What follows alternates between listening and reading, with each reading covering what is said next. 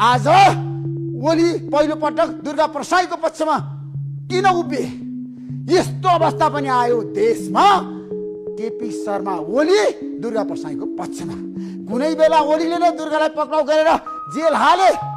अहिले सुशीला कार्कीको विरोध गर्ने बाहनामा दुर्गा प्रसाईको पक्षमा केपी शर्मा ओली उत्रेका छन् र तत्काल दुर्गा प्रसाईलाई रिहा गर्न पनि ओलीको माग। आज हामी यसबारेमा पनि विशेष चर्चा गर्न चाहन्छौँ। साँच्चीकै दुर्गा प्रसाई र केपी शर्मा ओलीको सम्बन्ध राम्रो छैन। कुनै बेला केपी शर्मा ओली र प्रचण्डलाई एकै ठाउँमा राखेर दुर्गा प्रसाईले मासी भात खुवाएका थिए।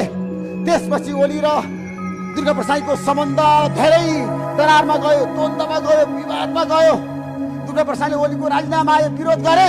तर अहिले आएर सुशीला कार्कीको नेतृत्व सरकारको विरुद्धमा दुर्गा प्रसाई गइसकेपछि ओलीले पनि दुर्गा प्रसाईलाई साथ दिएका छन्।